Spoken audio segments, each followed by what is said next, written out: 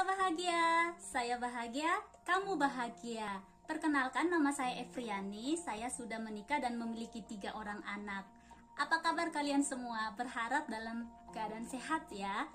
Oke, baik. Setelah 3 video yang tips yang saya bagikan, saya sudah upload di beberapa video sebelum ini. Ayo, siapa yang sudah melangkah untuk melakukannya? Harapannya kamu sukses dalam memperbaiki keadaan keuanganmu hari ini. Baik, hari ini saya akan menyambung kembali tips menabung ala saya. Jadi setelah 3 tips mengolah keuangan yang saya telah bagikan di video sebelumnya itu saya lakukan. Nah, jadi ada uang sisa nih. Jadi dulu sebelum saya melakukan beberapa perbaikan dengan 3 tips itu, saya selalu kehabisan uang di akhir bulan menjelang 4 atau 7 hari menerima gaji. Artinya saya mengutang. Nah, sekarang dengan kondisi yang baru, bukan karena naik gaji. Sebenarnya tahun pernikahan saya tadi, sekarang itu sudah nambah personil loh. Seharusnya semakin menguras kan, tapi ada uang sisa nih. Sekali lagi, tips yang saya bagikan itu ampuh banget. Saya sangat pede mengatakannya karena seharusnya hidup saya dengan bertambahnya personil itu akan membuat pengeluaran saya semakin banyak. Tapi saya menjumpai dengan tambahnya personil, dengan pendapatan yang seperti itu, saya menjumpai dompet saya tetap berisi di akhir bulan. Oke, jadi sekarang saya mau mengajak teman-teman, uang itu akan diapakan? Oke, sedikit menjelaskan karena ada banyak di antara di luaran sana ya. Ada beberapa yang saya dapat berkata bahwa dasar pelit kamu. Untungnya saya sudah sehat secara emosi. Saya sudah memiliki inner healing yang baik untuk diri saya, sehingga saya tidak, iya saya pelit, apa kata orang dengan saya berbagi ini gitu. Saya sudah siap gitu ya kan, kalau misalnya dijudge pelit kamu gitu. Saya sudah siap dengan kondisi itu, maksudnya. Lalu kemudian saya memberanikan untuk mengupload video mengenai keuangan, atau ada beberapa mungkin pamer banget sih lo, bukan bermaksud pamer juga. Jadi kita bahas satu-satu isu-isu yang ada ya. Kalau misalnya dengan kondisi tips yang saya bagikan lalu saya dikatain pelit, saya katakan saya tidak tersinggung karena saya sudah memiliki mindset yang benar tentang siapa saya, seperti itu. Jadi saya memiliki satu pandangan dengan kata pelit dan hemat. Jadi kalau saya bilang hemat, sama aja dengan pelit. Tidak, pelit dan hemat itu tidak sama. Itu dua kata yang berbeda dan dua kata yang memiliki arti yang berbeda pula. Saya tidak akan beranjak dari definisi KKBI menurut kata ini, tapi saya akan beranjak dengan pemahaman saya, dengan arti yang sudah saya bangun dalam hidup saya, bahwa kata hemat itu adalah suatu kebijakan yang kita kelola. Jadi bijaksananya kita itu keluar gitu loh. Bijaksana yang kita miliki itu kita pakai untuk mengolah keuangan kita. Sementara pelit itu adalah betapa kita tidak mau berbaginya gitu. Jadi tidak ada gairah untuk berbagi, tidak ada saya tidak mau rugi, seperti itu. Bahkan untuk dirinya saja dia tidak mau rugi. Jadi ada beberapa orang yang mungkin dia butuh suplemen, dia butuh vitamin, dia butuh asupan yang bergizi untuk tubuhnya aja, dia pelit untuk mengeluarkannya. Nah, itu kata pelit, apalagi untuk berbagi dengan orang lain. Sementara untuk dirinya saja dia hitung-hitungan gitu loh. Nah, ini menjadi dua kata yang berbeda ya. Saya tidak berkata bahwa kurangi makananmu atau saya mengurangi makanan saya di rumah. Tidak, saya hanya beralih atau saya hanya lebih bijak. Jadi hemat itu adalah bijaksananya kamu gitu. Jadi kalau misalnya kamu hari-hari ini takut dibilang pelit, jangan. Karena orang yang mengata-ngatai kamu pelit hari ini itu tidak akan pernah menolong kamu saat kondisi keuanganmu buruk. Biar kamu tidak dikatain pelit, kamu royal, kamu hambur-hamburkan uangmu supaya nampak kayaknya have fun atau bahagia. Tidak seperti itu gitu. Mana lebih baik?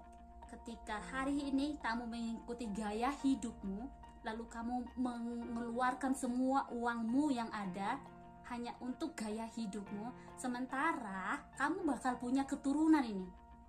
Nah, anak itu juga yang membuat saya punya mindset tersendiri untuk membangun keuangan saya. Anak itu butuh dana pendidikan. Kamu kalau sudah tua itu butuh yang namanya dana pensiun. Apalagi bagi kita yang hari ini bekerja, mungkin bekerja lepas atau bekerja di sebuah naungan yang tidak difasilitasi dalam hal dana pensiun, maka kita sendiri itu bisa membentuk dana pensiun kita. Makanya nanti dalam tips-tips selanjutnya kita akan lebih lanjut saya akan lebih lanjut membawa teman-teman tentang pengolahan uang saya yang kecil ini.